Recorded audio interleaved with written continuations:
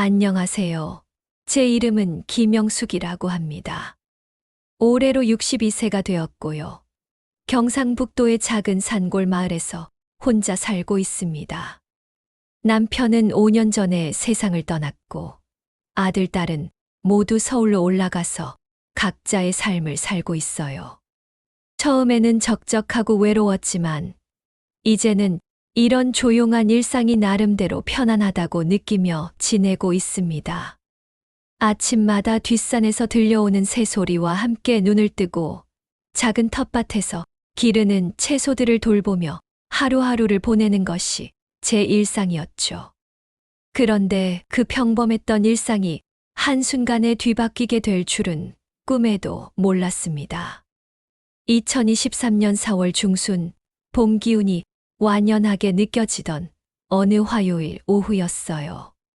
마을 앞 버스 정류장 근처에 있는 작은 슈퍼마켓에서 생필품을 사고 나오는 길이었는데 무거운 쌀포대와 기타 장보기, 짐들로 인해 걸음걸이가 평소보다 훨씬 느려져 있었습니다. 그 순간 뒤에서 달려오던 누군가와 정면으로 부딪히면서 제가 들고 있던 물건들이 사방으로 흩어져 버렸어요. 순간 저는 균형을 잃고 넘어질 뻔했는데 다행히 상대방이 재빠르게 제 팔을 잡아주어서 큰일을 면할 수 있었습니다. 아, 죄송합니다. 괜찮으시죠? 그때 들린 목소리는 젊은 남자의 것이었고 말투에서 서울 사투리가 섞여 있는 것이 느껴졌어요. 고개를 들어 상대방을 바라보니 키가 상당히 크고 어깨가 넓은 30대 중반 정도로 보이는 남성이 걱정스러운 표정으로 저를 내려다보고 있었습니다.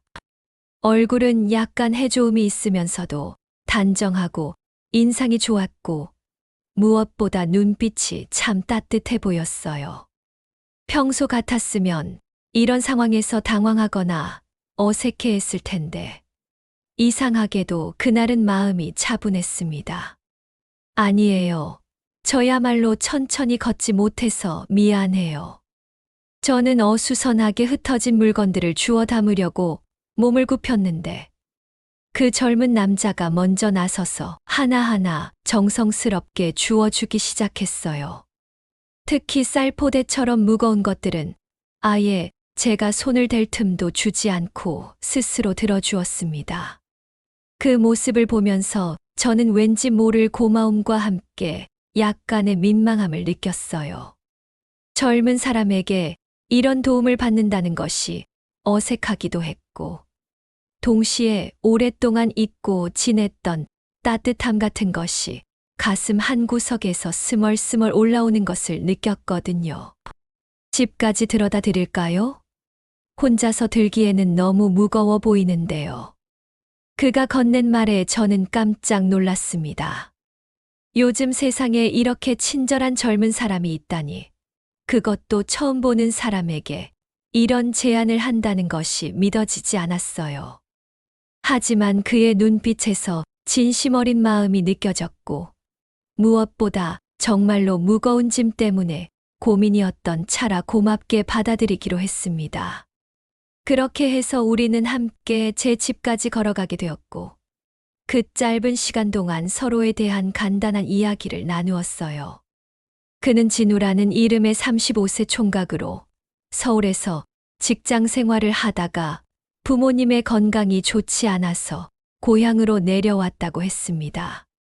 원래 이 마을 출신은 아니지만 부모님이 몇 년 전에 이곳으로 이사 오셨다고 하더군요. 지금은 부모님 병간호를 하면서 틈틈이 농사일도 돕고 있다고 했어요. 그의 이야기를 들으면서 저는 효심이 깊은 사람이라는 생각이 들었고, 동시에 왠지 모를 안타까움도 느꼈습니다. 서울에서의 안정된 생활을 포기하고 부모님을 위해 시골로 내려온다는 것이 쉬운 결정은 아니었을 테니까요.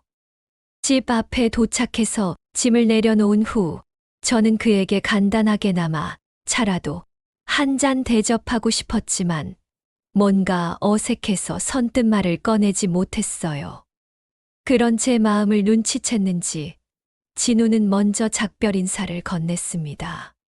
그가 돌아가는 뒷모습을 바라보면서 저는 이상한 기분에 사로잡혔어요. 마치 오래된 친구와 헤어지는 것 같은 아쉬움이랄까, 아니면 무언가 중요한 것을 놓쳐버린 것 같은 아련함이랄까. 그런 감정이 가슴 속에서 물결처럼 일어났다가 사라지기를 반복했습니다. 그날 밤 저는 유난히 잠이 오지 않았어요.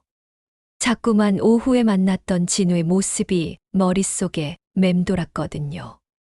그의 따뜻한 눈빛, 정중하면서도 자연스러운 말투, 그리고 무엇보다 진심이 담긴 친절함이 계속해서 떠올랐습니다.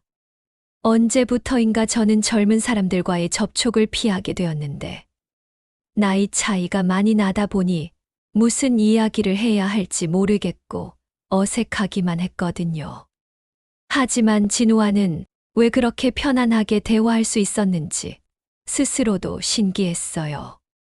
그 후로 며칠 동안 저는 마을을 돌아다니면서 은연중에 진우를 찾고 있는 제 자신을 발견했습니다.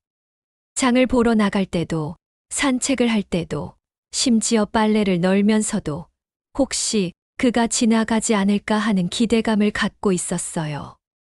물론 겉으로 드러내지는 않았지만 제 마음 한구석에서는 분명히 그를 다시 만나고 싶어 하고 있었던 것 같습니다.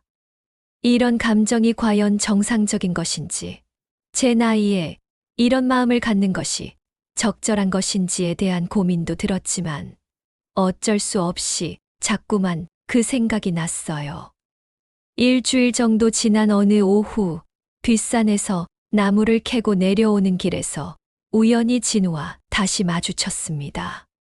그는 밭일을 하고 오는 길인지 손에 흙이 묻어 있었고 이마에는 땀방울이 맺혀 있었어요. 저를 발견한 그의 얼굴에 환한 미소가 피어올랐고 저 역시 모르게 얼굴에 웃음이 번졌습니다. 그 순간 저는 마치 오랜 친구를 만난 것처럼 반가웠고 동시에 가슴이 두근거리는 것을 느꼈어요. 이런 감정을 느끼는 것이 얼마만인지 모르겠더군요. 그렇게 우연히 다시 만나게 된 진우와 저는 자연스럽게 함께 마을로 내려왔습니다. 그날따라 저는 나무를 평소보다 많이 캤는데 고사리와 도라지, 그리고 취나물까지 해서 제법 큰 봉지 2개가 되었어요. 무게가 상당했지만 혼자서도 충분히 들 수 있는 정도였는데 진우가 먼저 나서서 봉지를 들어주겠다고 했습니다. 처음에는 괜찮다고 사양했지만 그의 고집스러운 친절함에 결국 맡기게 되었어요. 그 순간부터 우리 사이에는 묘한 편안함이 흘렀고 마치 오래전부터 알고 지낸 사이처럼 자연스러운 대화가 이어졌습니다. 걸어가면서 진우는 자신의 근황에 대해 조금 더 자세히 이야기해 주었어요. 부모님이 2분 다 몸이 많이 편찮으셔서 서울 생활을 정리하고 내려왔다고 하더군요. 아버지는 당뇨 합병증으로 거동이 불편하시고 어머니는 관절염 때문에 고생이 심하시다고 했습니다. 그래서 요즘은 부모님 간병과 함께 마을 사람들의 농사일도 틈틈이 도와드리고 있다고 하더라고요. 그의 이야기를 들으면서 저는 마음 한편으로 안타까움과 함께 깊은 존경심이 들었습니다. 요즘 젊은 사람들 중에 이렇게 효성이 지극한 사람이 얼마나 될까 싶었거든요. 제 집 앞에 도착했을 때 진우는 나물봉지를 대문 앞에 조심스럽게 내려놓고는 주위를 둘러보기 시작했어요. 제 집 마당에는 작은 텃밭이 있는데 상추와 깨십, 그리고 고추 등을 심어 놓았거든요. 그런데 요즘 혼자서 관리하기가 벅차서 잡초가 제법 많이 자라 있었고 고추 지지대도 몇 개가 기울어져 있는 상태였어요. 진우가 그것을 발견하고는 괜찮으시냐고 물어보더군요. 저는 별일 아니라고 대답했지만 사실 마음 한 구석으로는 신경이 쓰이고 있던 부분이었어요. 혼자서 이 모든 걸 관리하시기 힘드실 텐데 제가 시간 날 때 와서 도와드릴까요? 진우의 제안에 저는 깜짝 놀랐습니다. 물론 도움이 절실하긴 했지만 처음 만난 사람에게 이런 부탁을 받는다는 것이 믿어지지 않았거든요. 하지만 그의 눈빛에서 진심이 느껴졌고 무엇보다 정말로 도움이 필요한 상황이었기 때문에 고맙게 받아들이기로 했습니다. 그렇게 해서 진우는 그 다음 날부터 저희 집 텃밭 일을 도와주기 시작했어요. 처음에는 하루 이틀 정도일 줄 알았는데 일주일이 지나도록 매일같이 나타나서 묵묵히 일을 해주었습니다. 그가 도와준 덕분에 텃밭은 금세 말끔해졌어요. 잡초는 모두 뽑아졌고 기울어진 지지대들도 새로 세워졌으며 심지어 배수로까지 깔끔하게 정리해 주었거든요. 무엇보다 인상적이었던 것은 그의 일하는 모습이었어요. 서울에서 사무직으로 일했다고 했는데도 농사일을 마치 오래전부터 해온 사람처럼 능숙하게 해내더군요. 삽질하는 자세나 호미질하는 모습을 보면 정말 자연스럽고 익숙해 보였어요. 아마도 어릴 때부터 농촌에서 자란 경험이 있거나 아니면 원래 손재주가 좋은 사람인 것 같았습니다. 일주일째 되는 날 오후 2시쯤이었을까요? 진우가 평소처럼 텃밭 일을 하고 있는데 제가 시원한 보리차를 가져다 드리려고 밖으로 나갔어요. 그런데 그가 고추 모종을 심으면서 얼굴에 땀을 흘리고 있는 모습을 보니 왠지 모를 감동이 밀려왔습니다. 햇볕이 제법 강한 날이었는데도 불구하고 묵묵히 일하는 그의 뒷모습에서 진정한 성실함이 느껴졌거든요. 저는 조용히 다가가서 보리차를 건네주었고 그때 진우가 고개를 들어 저를 바라보며 환하게 웃었어요. 잠깐 휴식을 취하면서 우리는 그늘진 곳에 앉아 이런저런 이야기를 나누었습니다. 진우는 서울에서의 생활에 대해서도 조금씩 얘기해 주었는데 회사 생활이 만만치 않았다고 하더군요.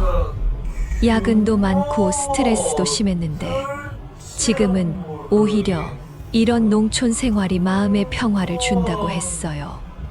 그의 말을 들으면서 저는 왠지 안타까우면서도 한편으로는 이해가 되었습니다.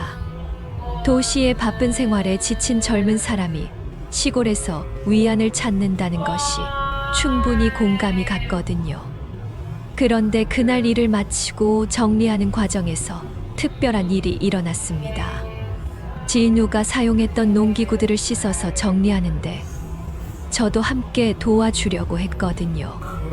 그런데 호미를 씻다가 그만 손을 다쳤어요. 날카로운 부분에 손가락이 베인 것은 아니었지만 거친 손잡이 부분에 손바닥이 쓸려서 상처가 났어요.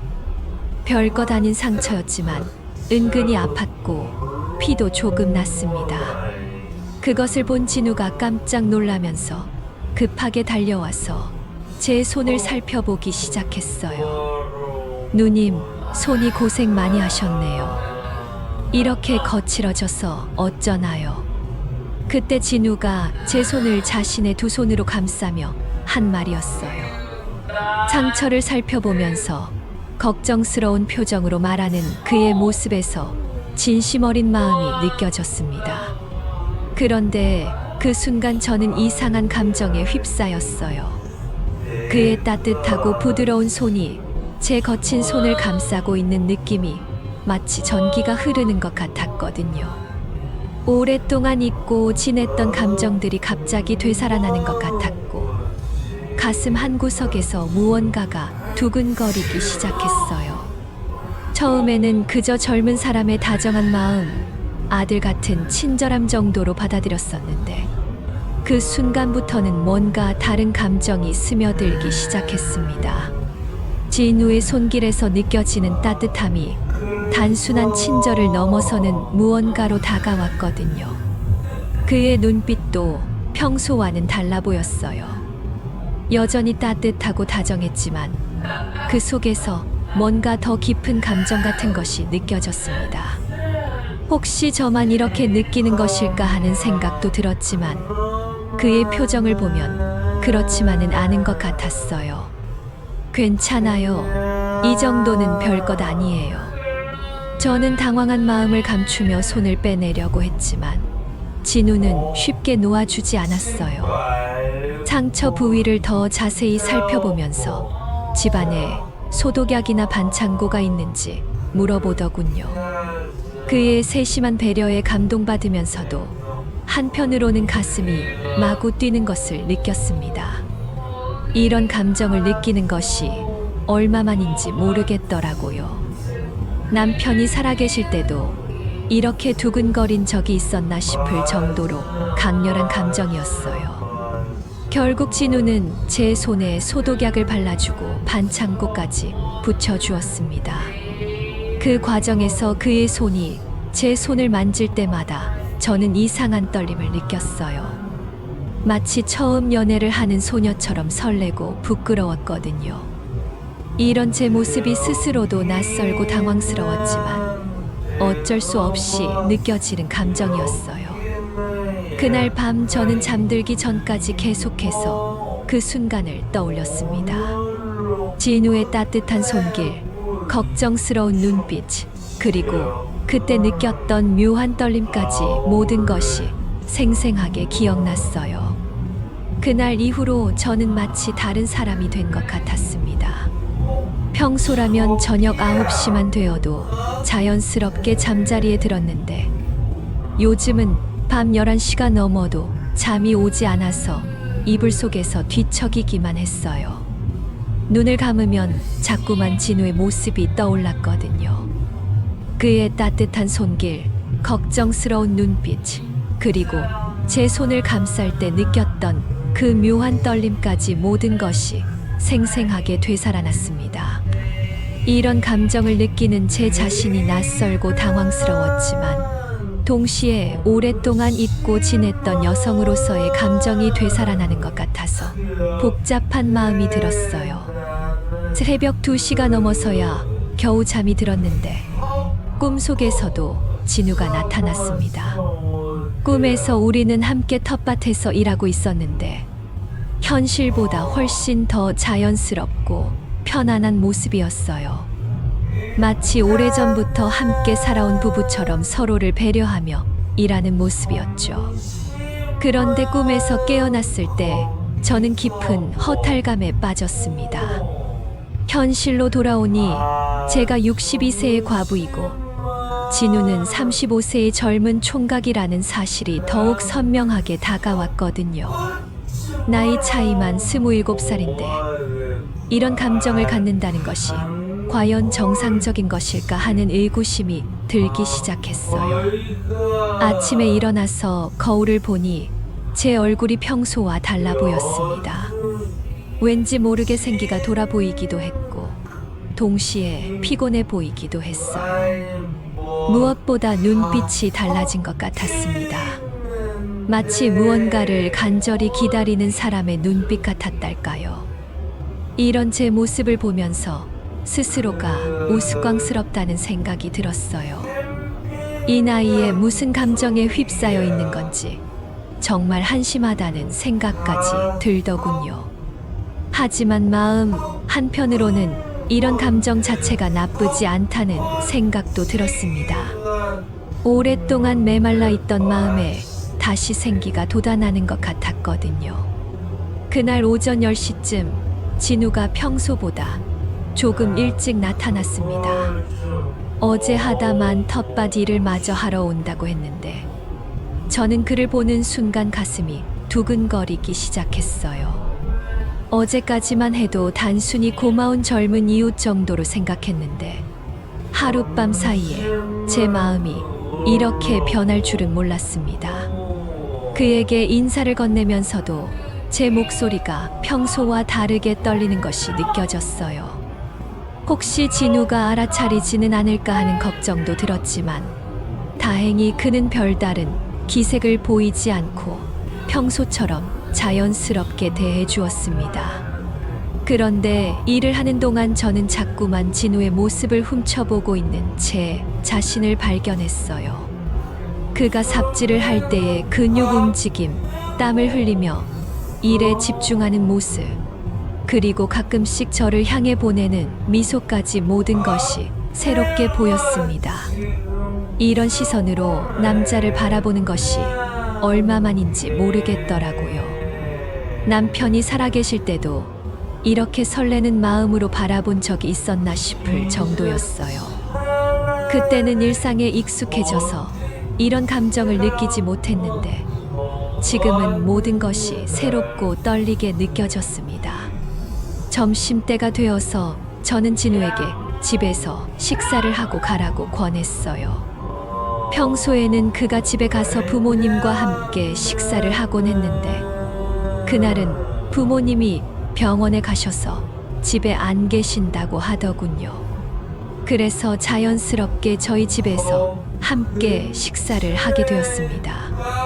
간단하게 된장찌개와 나물 반찬 몇 가지를 차려서 상을 차렸는데 진우가 정말 맛있게 먹는 모습을 보니 제 마음도 뿌듯했어요.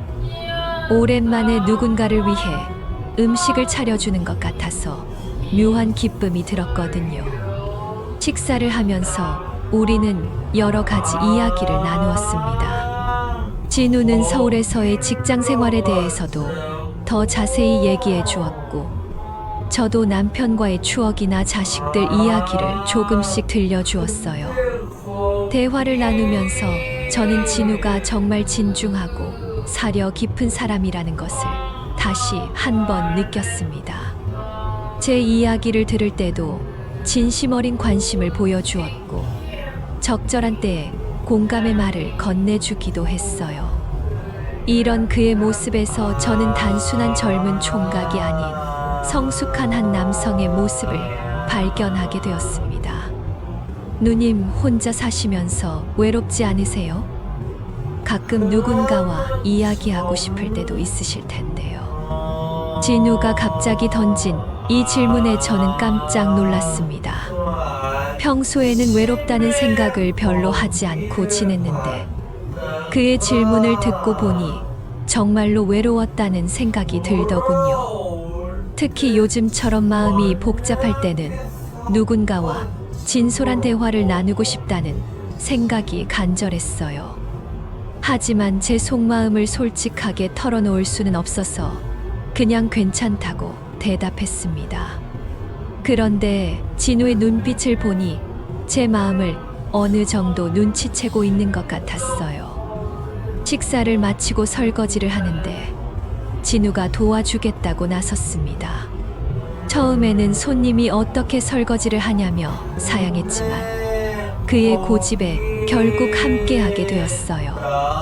좁은 부엌에서 나란히 서서 설거지를 하는 동안 우리의 어깨가 가끔씩 스치곤 했습니다. 그럴 때마다 저는 이상한 떨림을 느꼈어요. 마치 전기가 흐르는 것 같은 느낌이었죠. 이런 반응을 보이는 제 자신이 당황스럽기도 했지만 동시에 살아있다는 느낌이 들어서 나쁘지 않았어요. 그날 오후 일을 마치고 진우가 돌아간 후 저는 혼자 앉아서 깊은 생각에 빠졌습니다. 제 마음 속에서 일어나고 있는 감정들이 과연 무엇인지, 그리고 이런 감정을 갖는 것이 옳은 일인지에 대해 진지하게 고민해 보았어요. 분명한 것은 진우를 바라보는 제 시선이 변했다는 것이었습니다.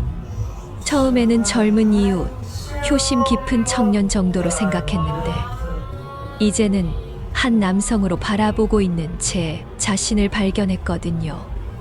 이런 변화가 자연스러운 것인지 아니면 제가 너무 외로워서 생긴 착각인지 판단하기 어려웠어요. 내가 미쳤나? 저 젊은 총각을 왜 남자로 보고 있는 거야?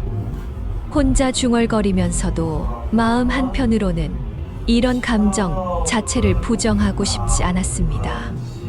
물론 현실적으로 생각해보면 불가능한 일이라는 것을 알고 있었어요.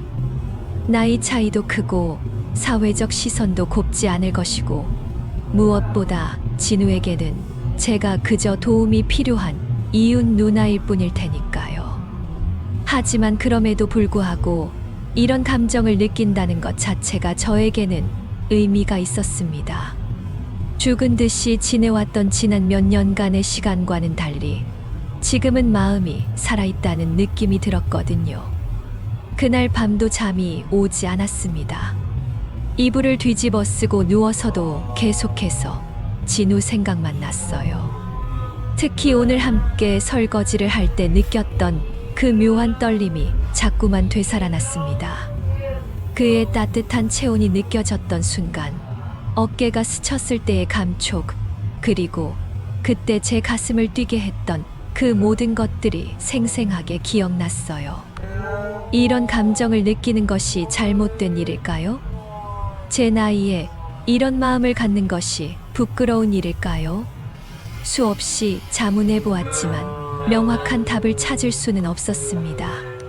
제가 진우에 대한 복잡한 감정으로 고민하고 있는 동안 마을에서는 이미 우리에 대한 소문이 퍼지기 시작하고 있었습니다.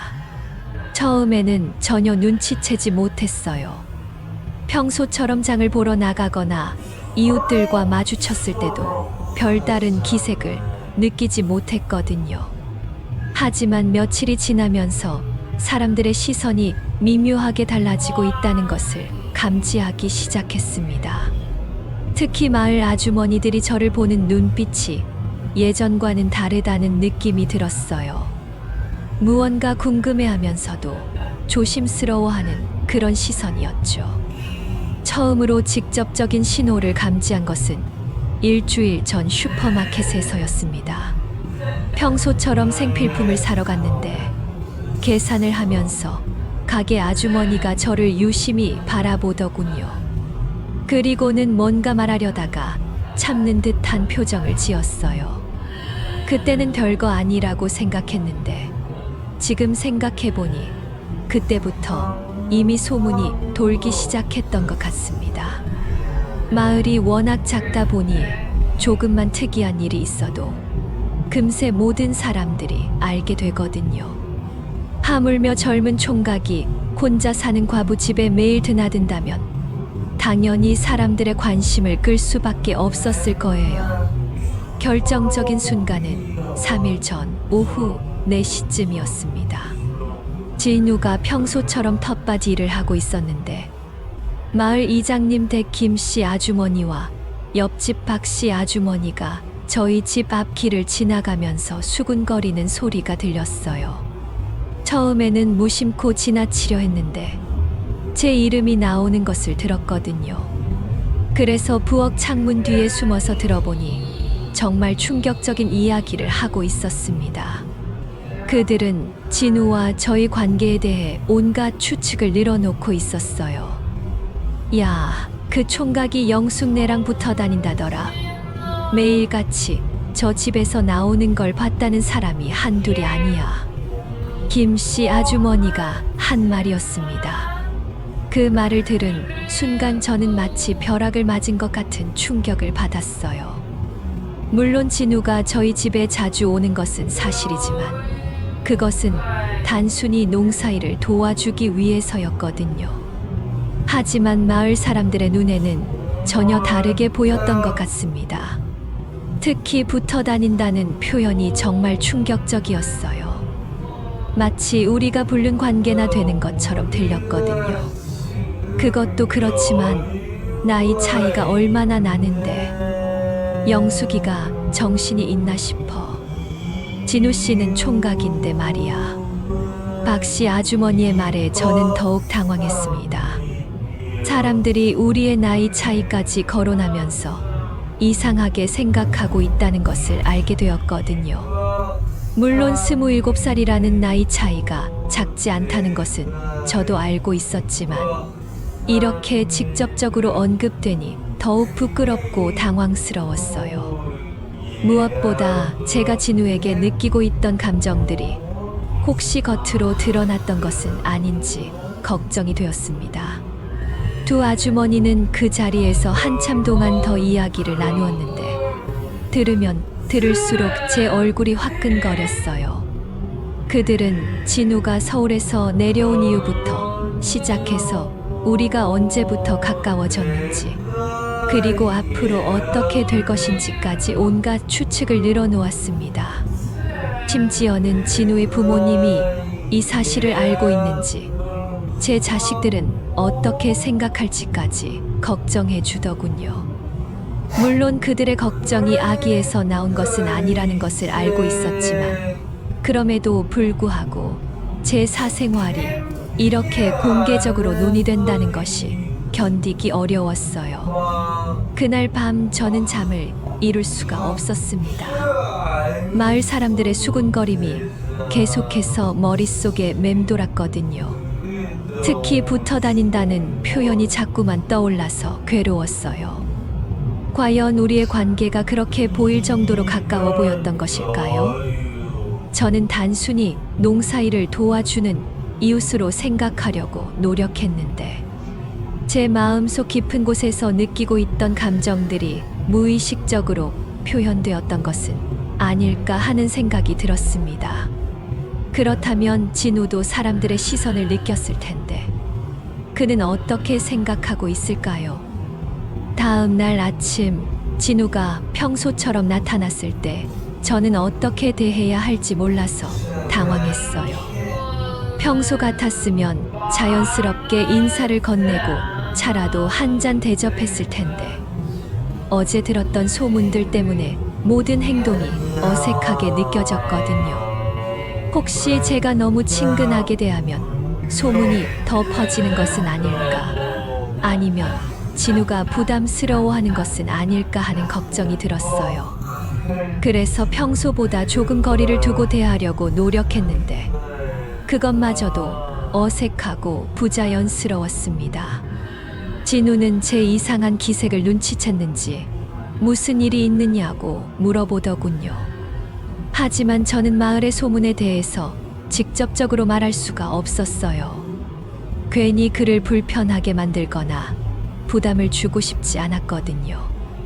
그래서 그냥 몸이 좀 안 좋다고 둘러댔는데, 진우의 표정을 보니 제 말을 완전히 믿지는 않는 것 같았어요. 아마도 제 어색한 태도에서 뭔가 다른 이유가 있다는 것을 감지했을 거예요. 그날 오후 장을 보러 나갔을 때 더욱 확실하게 느낄 수 있었습니다. 평소에는 저를 보면 반갑게 인사하던 사람들이 시선을 피하거나 어색하게 웃으며 지나가더군요. 특히 슈퍼마켓에서 계산을 할 때 가게 아주머니가 의미심장한 표정으로 저를 바라보면서 뭔가 말하려다가 참는 모습을 보였어요. 그 순간 저는 정말로 땅속으로 들어가고 싶은 심정이었습니다. 이런 시선들을 받으며 마을에서 살아가야 한다는 것이 견디기 어려웠거든요. 집으로 돌아오는 길에 저는 깊은 고민에 빠졌습니다. 과연 진우와의 관계를 이대로 계속 유지해도 되는 것일까요? 물론 우리 사이에는 아직 특별한 일이 일어난 것은 아니었지만, 마을 사람들의 시선과 소문들을 생각하면 앞으로도 계속 이런 식으로 지낼 수는 없을 것 같았어요. 무엇보다 진우에게 피해가 되는 것은 원하지 않았습니다. 그는 아직 젊고 앞으로의 인생이 창창한 사람인데, 저 때문에 이상한 소문에 휘말리게 하고 싶지 않았거든요. 그런데 한편으로는 진우와의 관계를 포기하고 싶지 않은 마음도 있었어요. 오랫동안 잊고 지냈던 감정들이 되살아나게 해준 소중한 사람이었으니까요. 그와 함께 있을 때만큼은 제가 단순한 62세 과부가 아닌 한 명의 여성으로 느껴졌거든요. 이런 감정을 다시 느낄 수 있게 해준 것만으로도 진우는 제게 특별한 의미가 있는 사람이었습니다. 하지만 현실적으로 생각해보면 우리의 관계가 발전할 가능성은 거의 없었고, 오히려 서로에게 상처만 주게 될 것 같았어요. 그날 저녁 진우가 일을 마치고 돌아갈 때 저는 평소와 다르게 대문 앞까지 나가서 배웅하지 않았습니다. 부엌 창문 너머로 그의 뒷모습만 바라보면서 복잡한 마음을 달랬어요. 아마도 앞으로는 조금씩 거리를 두어야 할 것 같다는 생각이 들었거든요. 마을의 소문과 시선들을 생각하면 그것이 서로에게 최선의 선택일 테니까요. 하지만 그렇게 결심하면서도 가슴 한구석이 아렸습니다. 이제 막 피어나기 시작한 감정을 스스로 꺾어야 한다는 것이 이렇게 아플 줄은 몰랐어요. 마을의 소문 때문에 진우와 거리를 두려고 마음먹었던 제 계획은 불과 이틀 만에 완전히 무너져 버렸습니다. 그날은 목요일 오전 11시쯤이었는데 갑자기 대문을 두들기는 소리가 들렸어요. 평소 같으면 누군가 방문한다고 미리 연락을 주는 경우가 대부분인데 그날은 전혀 예고 없이 찾아온 것이었습니다. 문을 열어보니 제 아들 민호와 딸 지영이 굳은 표정으로 서 있었어요. 두 사람 모두 서울에서 급히 내려온 듯 어수선한 모습이었고 특히 평소 온화했던 민호의 얼굴에는 분노가 역력히 드러나 있었습니다. 순간 저는 무슨 일인지 짐작할 수 있었어요. 아마도 마을의 소문이 서울까지 전해진 것 같았거든요.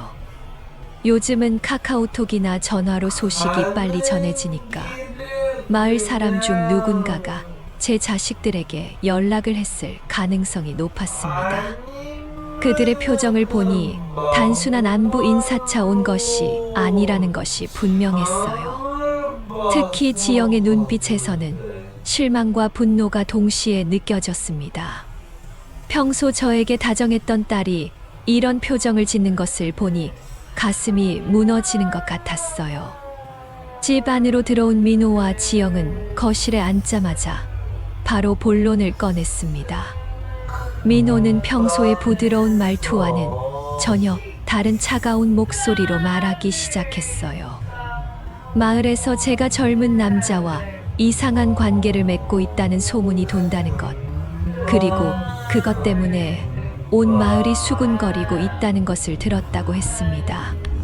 심지어 서울에 있는 친척들까지도 이 소문을 듣고 걱정하고 있다고 하더군요.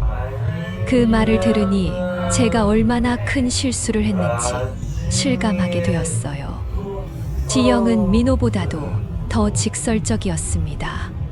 제 나이에 무슨 연애냐며 아버지가 돌아가신 지 겨우 5년밖에 안 됐는데 벌써 다른 남자를 생각하고 있느냐고 따져 물었어요.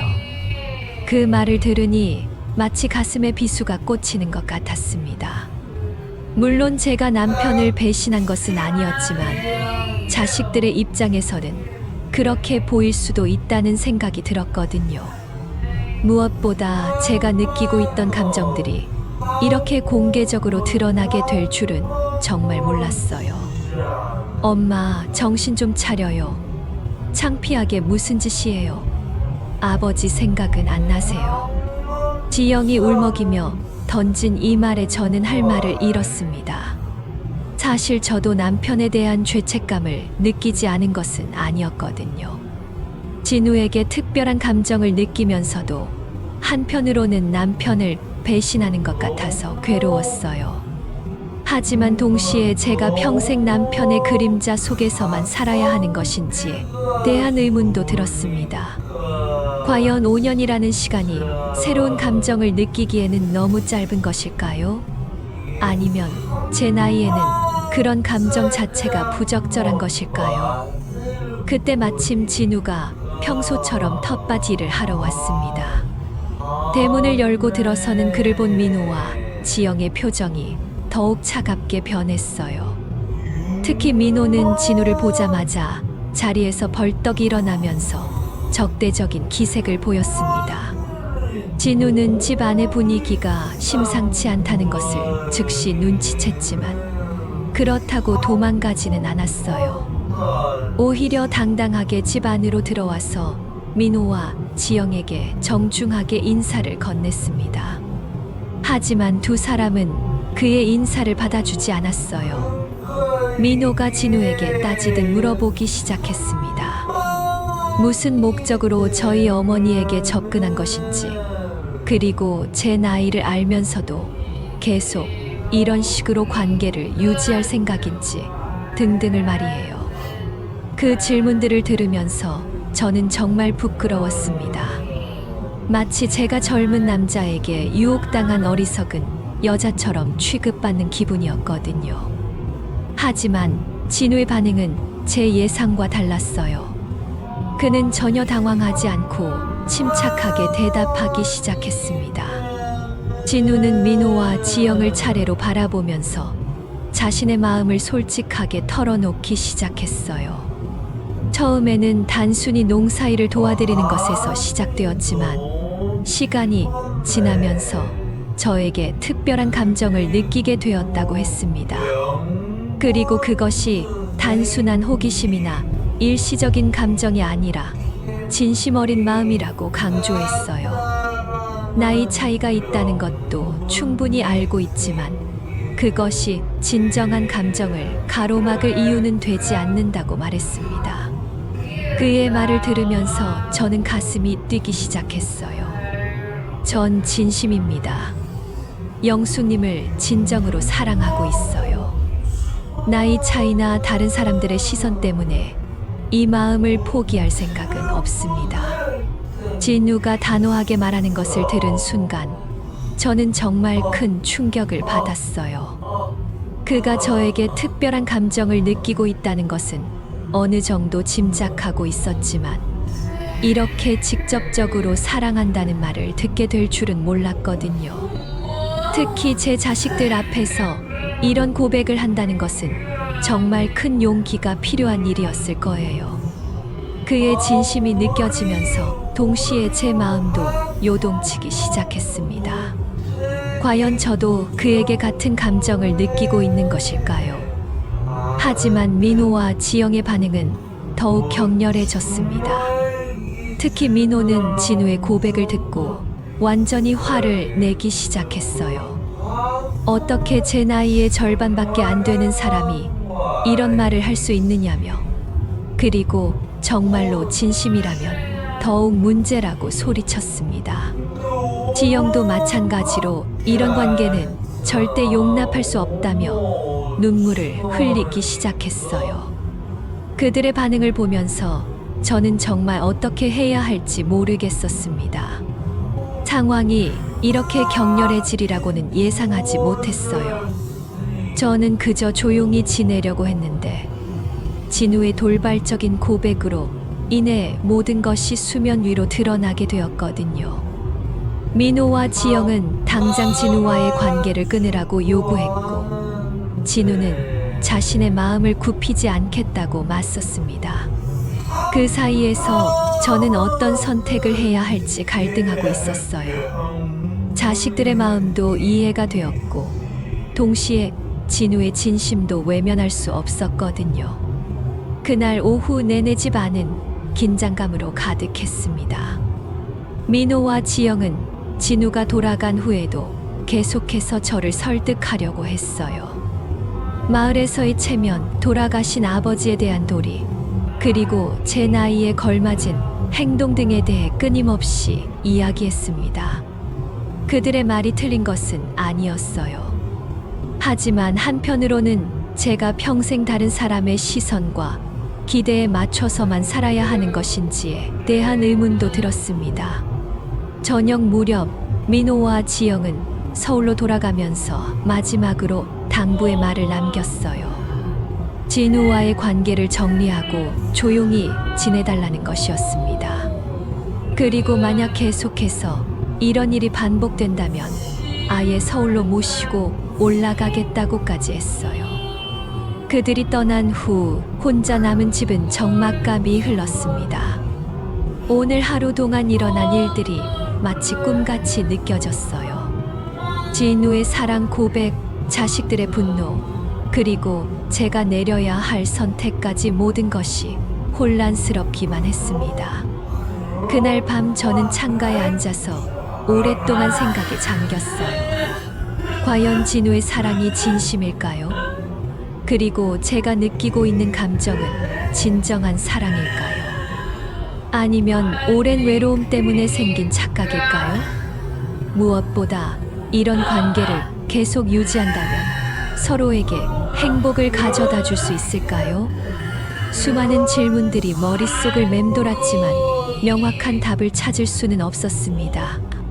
다만 한 가지 확실한 것은 이제 더 이상 예전으로 돌아갈 수는 없다는 것이었어요. 자식들이 다녀간 후 일주일이 지났지만 마을의 분위기는 전혀 가라앉지 않았습니다. 오히려 진우의 공개적인 사랑 고백 이후로 소문은 더욱 확산되었고 사람들의 시선도 한층 더 따가워졌어요. 특히 일요일 교회에 갔을 때의 일은 정말 견디기 어려웠습니다. 평소 같았으면 예배가 끝난 후 교인들과 함께 차를 마시며 담소를 나누곤 했는데 그날은 모든 사람들이 저를 피하는 것 같았어요. 심지어 평소 가장 친했던 권사님마저도 저와 눈을 마주치지 않으려고 애쓰는 모습이 역력했습니다. 예배 중에도 집중할 수가 없었어요. 뒤에서 속삭이는 소리가 계속 들렸거든요. 물론 직접적으로 제 이름이 거론되는 것은 아니었지만 그 내용이 무엇인지는 충분히 짐작할 수 있었습니다. 목사님의 설교도 마치 저를 겨냥한 것처럼 느껴졌어요. 그날 설교 제목이 정숙한 여인의 덕목이었는데 우연의 일치인지 아니면 의도된 것인지 알 수 없었지만 가슴이 찔렸습니다. 예배가 끝나자마자 저는 서둘러 교회를 나왔고 그 길로 집에 돌아와서 하루 종일 문을 열지 않았어요. 화요일 장날에 나간 것은 더욱 고통스러운 경험이었습니다. 장터는 마을 사람들이 모두 모이는 곳이다 보니 피할 수도 없었고 그렇다고 필요한 물건들을 사지 않을 수도 없었거든요. 하지만 장터에 발을 들여놓는 순간부터 모든 사람들의 시선이 저에게 집중되는 것을 느꼈어요. 평소 같았으면 반갑게 인사를 나누던 상인들도 어색하게 웃으며 거리를 두려고 했고 다른 손님들은 아예 대놓고 수군거리기 시작했습니다. 마치 제가 무슨 범죄자라도 된 것처럼 취급받는 기분이었어요. 특히 채소를 사러 갔을 때의 일이 가장 충격적이었습니다. 평소 단골이었던 할머니가 저를 보자마자 얼굴을 찌푸리며 다른 손님을 먼저 받기 시작했어요. 제가 아무리 기다려도 신경 쓰지 않으시더군요. 결국 다른 가게로 가야 했는데 그곳에서도 마찬가지였습니다. 사람들은 제가 지나가면 대화를 멈추고 힐끔힐끔 쳐다보기 시작했어요. 어떤 아주머니들은 아예 대놓고 손가락질을 하면서 무언가를 속삭이고 있었습니다. 그 모습을 보면서 저는 정말 땅속으로 들어가고 싶었어요. 장을 보고 집으로 돌아오는 길에 저는 깊은 절망감에 빠졌습니다.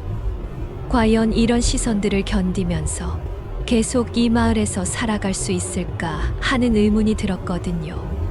진우와의 관계를 유지하는 것이 과연 이런 고통을 감수할 만한 가치가 있는 일일까요? 무엇보다 진우에게도 이런 피해가 가고 있을 텐데 그를 이렇게 곤경에 빠뜨리는 것이 옳은 일일까 하는 생각이 들었어요.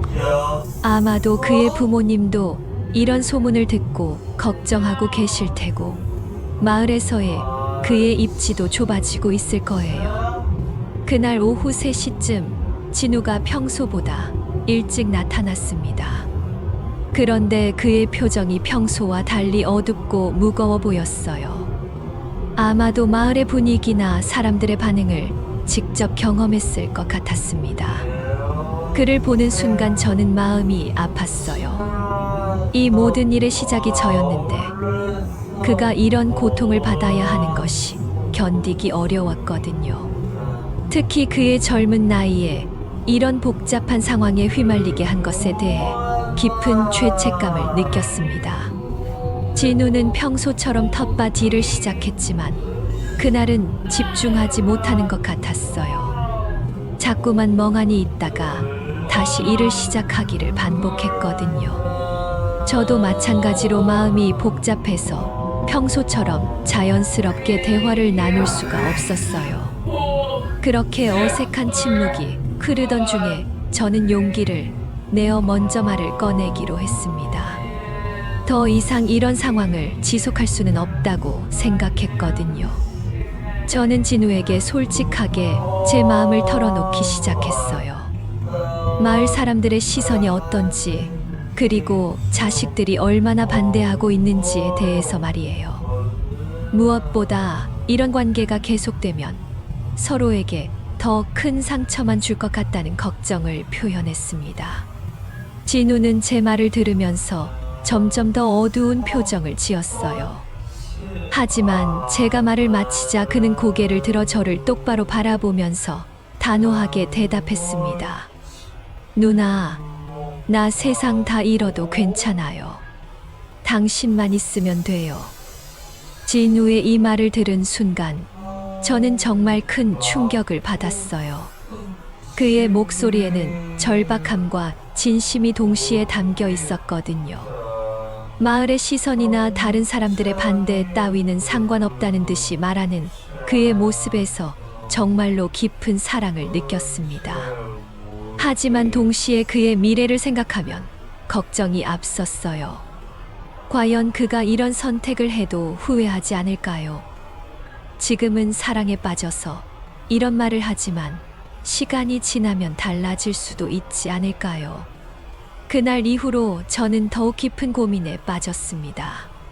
진우의 간절한 마음을 외면할 수도 없었고, 그렇다고 이런 상황을 계속 지속할 수도 없었거든요. 특히 마을에서의 생활이 점점 더 어려워지고 있었어요. 슈퍼마켓에 가면 사람들이 대화를 멈추고 길에서 마주치면 시선을 피하거나 수군거렸습니다. 심지어 평소 친했던 이웃들까지도 거리를 두기 시작했어요. 이런 상황에서 계속 버틸 수 있을지 확신이 서지 않았습니다. 무엇보다 진우의 상황이 걱정되었어요. 그는 아직 젊고 앞으로의 인생이 창창한 사람인데 저 때문에 마을에서 고립되거나 다른 기회들을 놓치게 되면 어떻게 해야 할까요?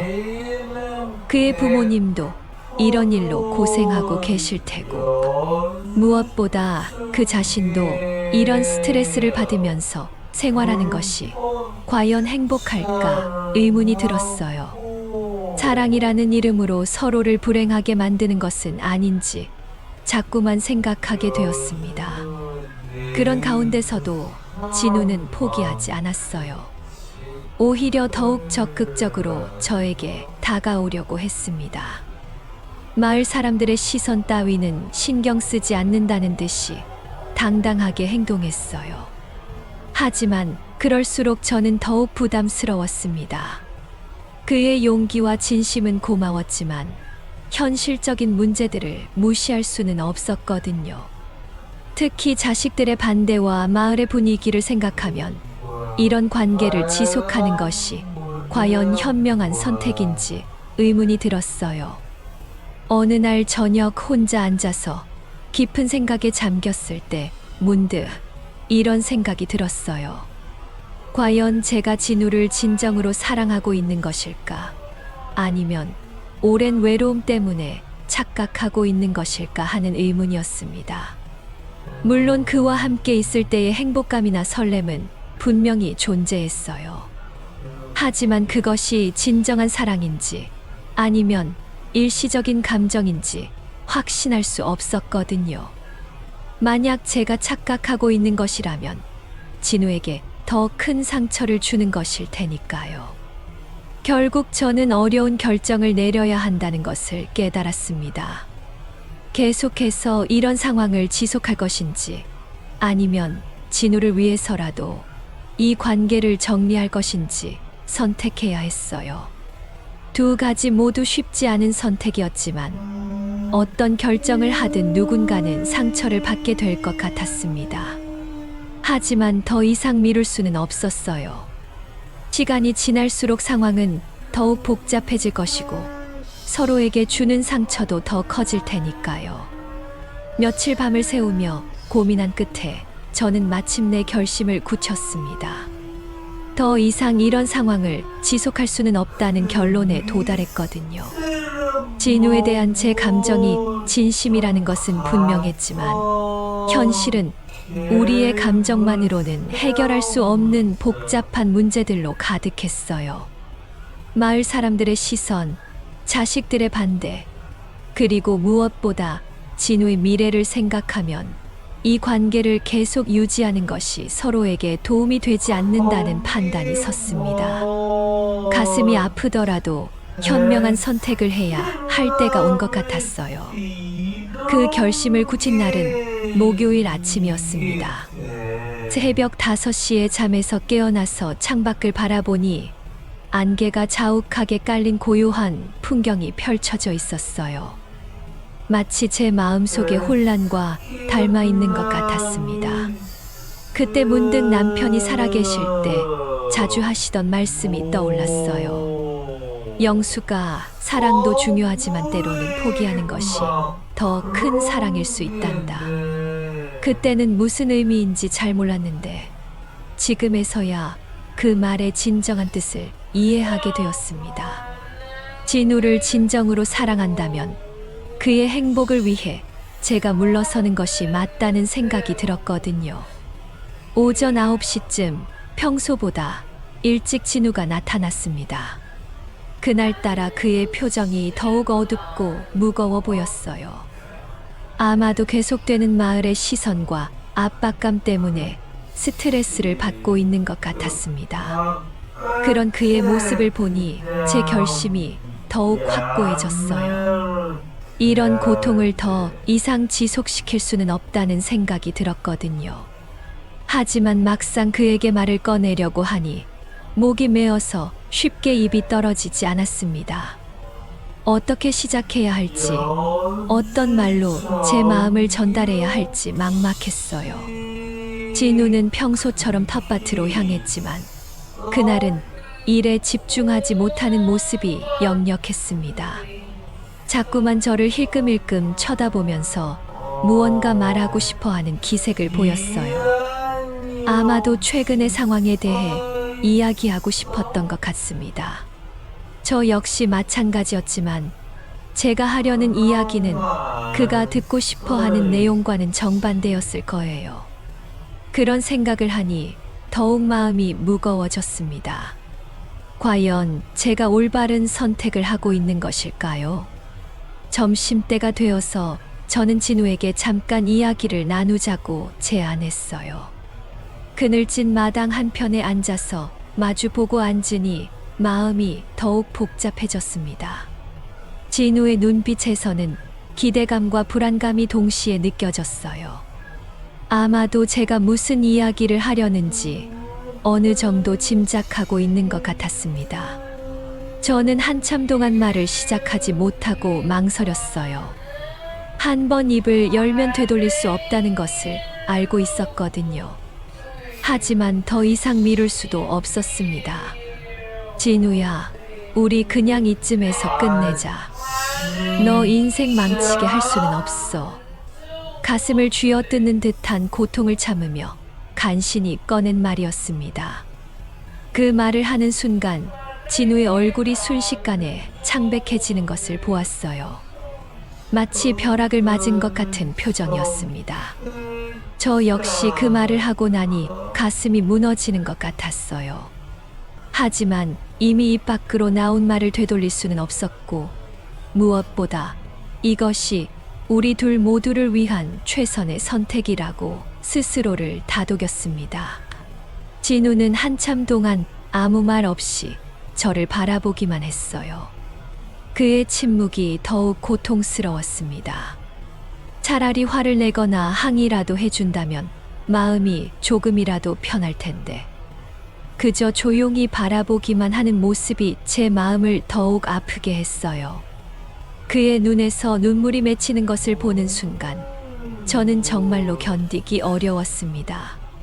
하지만 이미 시작한 이야기를 끝까지 해야겠다는 생각이 들었어요.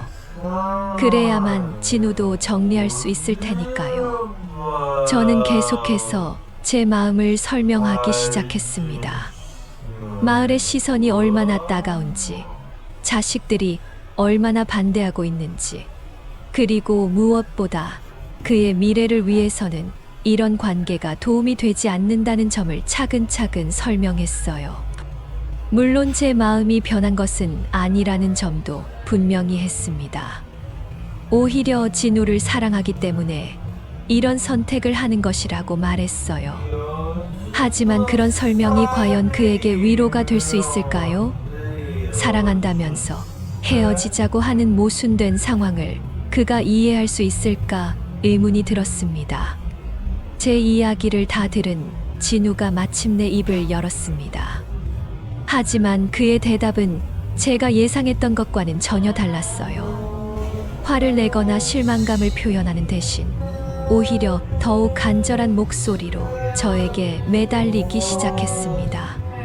마을 사람들의 시선 따위는 상관없다고, 자식들도 시간이 지나면 이해하게 될 것이라고 말했어요. 무엇보다 제가 없으면 자신은 살 수 없다고 하면서 눈물을 흘리기 시작했습니다. 그런 그의 모습을 보니 제 마음도 흔들리기 시작했어요.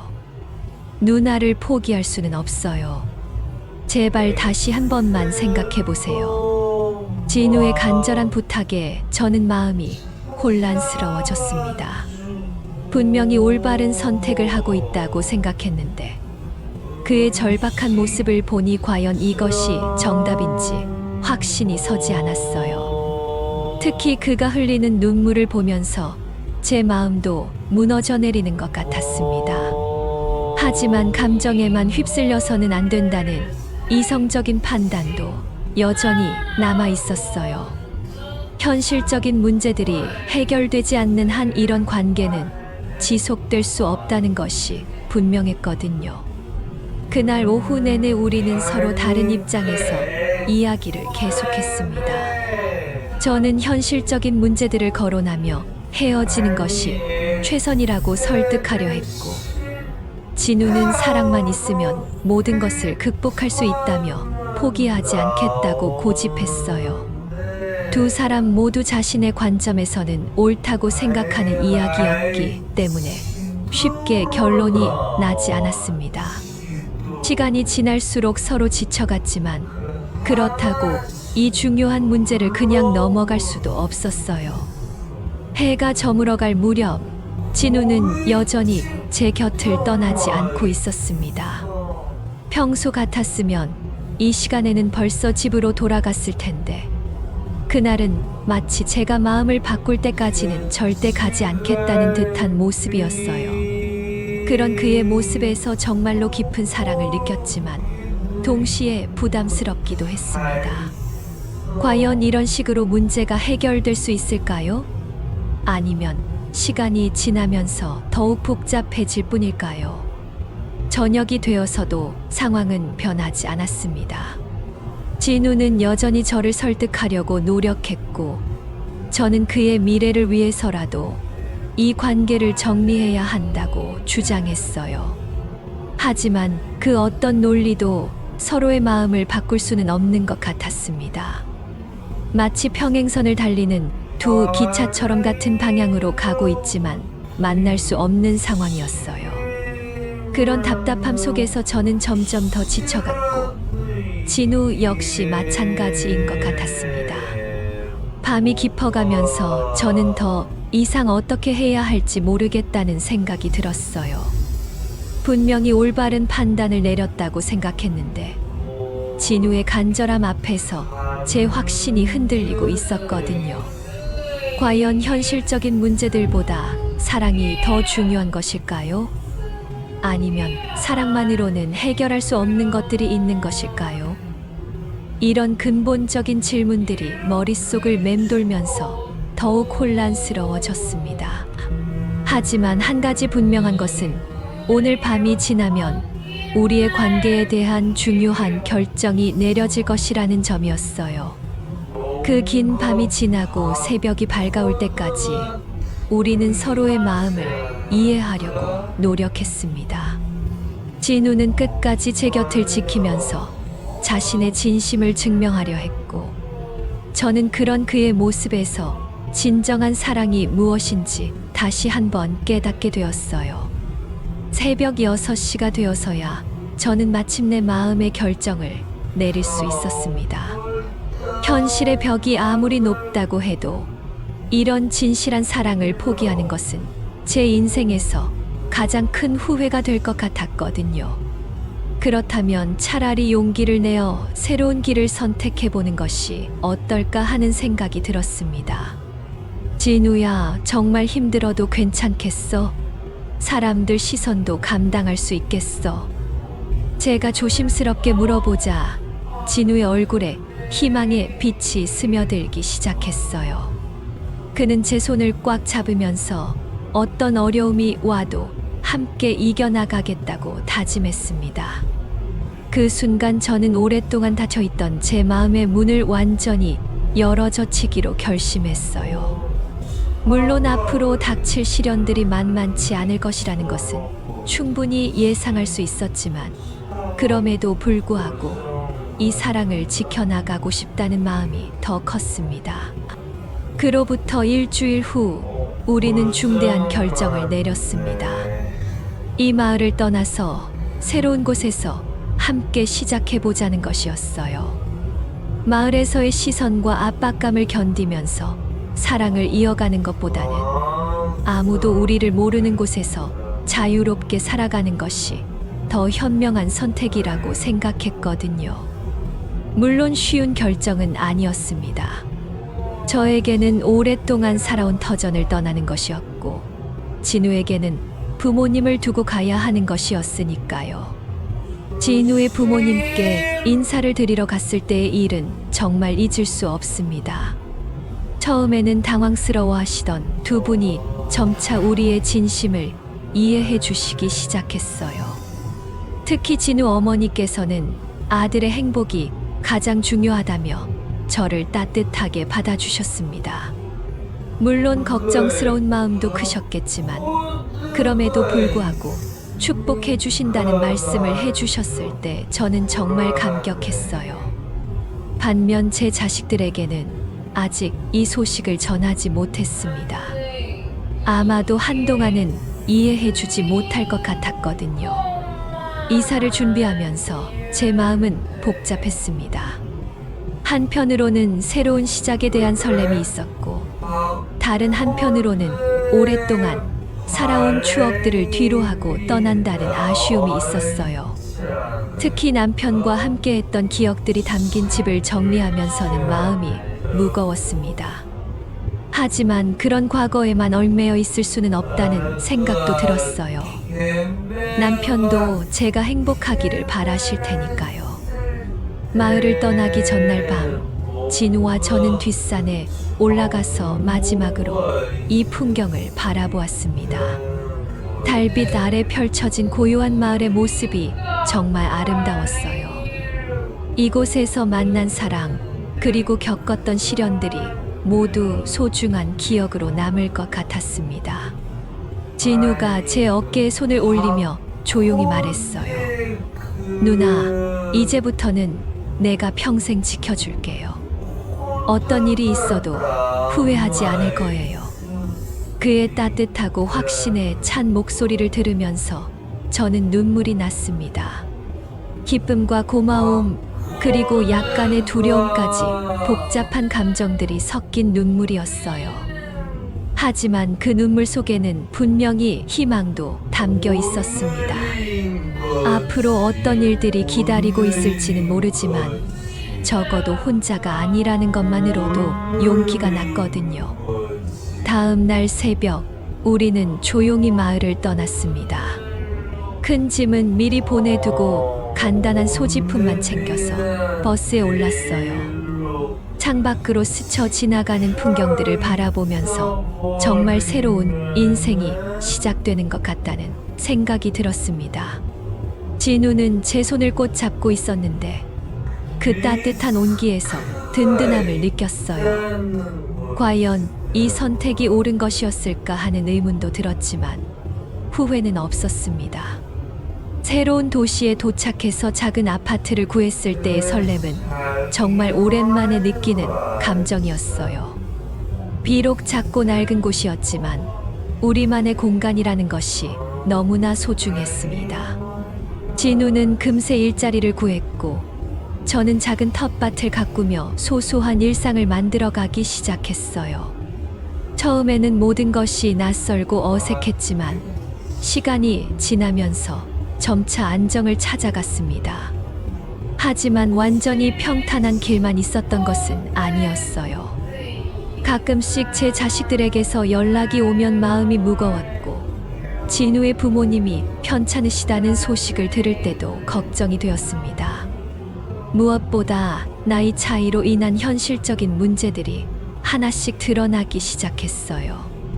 진우는 아직 젊어서 활력이 넘쳤지만 저는 체력적으로 따라가기 어려울 때가 있었거든요. 그런 어려움들 속에서도 우리는 서로를 이해하고 배려하려고 노력했습니다. 진우는 제 속도에 맞춰 주었고 저는 그의 젊음을 이해하려고 애썼어요. 완벽하지는 않았지만 그런 노력들이 쌓여서 진정한 사랑을 만들어가고 있다는 느낌이 들었습니다. 사랑이라는 것이 단순히 감정만으로 이루어지는 것이 아니라 이런 일상적인 배려와 이해의 연속이라는 것을 깨달았거든요. 몇 개월이 지난 어느 저녁 진우와 함께 산책을 하면서 문득 이런 생각이 들었어요. 과연 우리의 사랑이 앞으로도 계속 이어질 수 있을까 하는 의문이었습니다. 지금은 서로에 대한 새로움과 설렘이 있지만 이 시간이 지나면서 현실적인 문제들이 더 커질 수도 있을 것 같았거든요. 하지만 그런 불확실함 속에서도 지금 이 순간만큼은 행복하다는 것을 부정할 수는 없었어요. 진우가 제 생각을 눈치챘는지 갑자기 걸음을 멈추고 저를 바라보더군요. 그의 눈빛에서 변함없는 사랑을 확인할 수 있었어요. 하지만 동시에 그 역시 미래에 대한 고민을 하고 있다는 것도 느껴졌습니다. 우리 모두 이 사랑이 쉽지 않은 길이라는 것을 알고 있었지만 그럼에도 불구하고 포기하고 싶지 않다는 마음도 변하지 않았어요. 집으로 돌아와서 마주 앉아 차를 마시면서 우리는 앞으로의 계획에 대해 이야기했습니다. 현실적인 문제들을 어떻게 해결해 나갈 것인지, 그리고 서로의 가족들과는 어떤 관계를 유지할 것인지 등등을 말이에요. 쉽게 답이 나오는 문제들은 아니었지만 함께 고민한다는 것 자체가 위안이 되었습니다. 혼자라면 감당하기 어려웠을 일들도 둘이 함께라면 해결할 수 있을 것 같다는 희망이 들었거든요. 밤이 깊어가면서 저는 창밖을 바라보며 깊은 생각에 잠겼습니다. 과연 우리의 선택이 옳았을까요? 시간이 지나면서 이 사랑은 어떤 모습으로 변해갈까요? 그리고 주변 사람들은 언젠가 우리를 이해해 줄 수 있을까요? 수많은 질문들이 머릿속을 맴돌았지만 확실한 답을 찾을 수는 없었어요. 다만 한 가지 분명한 것은 지금 이 순간 저는 진우와 함께 있다는 것에 행복을 느끼고 있다는 것이었습니다. 어쩌면 사랑이라는 것이 원래 그런 것일지도 모르겠어요. 미래에 대한 확신보다는 현재의 행복을 선택하는 것, 완벽한 조건보다는 진실한 마음을 따르는 것 말이에요. 물론 앞으로도 많은 시련들이 기다리고 있을 것입니다. 하지만 그런 어려움들을 하나씩 헤쳐나가면서 더욱 단단한 사랑을 만들어갈 수 있을 것이라고 믿고 있어요. 진우가 제 손을 잡으며 환하게 웃는 모습을 보면서 저도 미소를 지었습니다. 눈물 어린 미소였지만 그 속에는 희망과 사랑이 함께 담겨 있었어요. 과연 우리의 사랑이 세상의 편견과 시선을 이겨낼 수 있을까요? 아니면 또 다른 시련들이 우리를 시험하게 될까요? 그 누구도 알 수 없는 미래이지만 적어도 지금 이 순간만큼은 우리가 선택한 사랑을 후회하지 않고 있습니다. 여러분도 혹시 나이나 조건, 주변의 시선 때문에 포기했던 사랑이 있으신가요? 그때의 마음이 얼마나 아팠는지, 그리고 지금도 가끔씩 그 선택에 대해 후회하고 계시지는 않으신가요? 저 역시 확신할 수는 없지만 적어도 진실한 마음만큼은 포기하지 않으려고 합니다.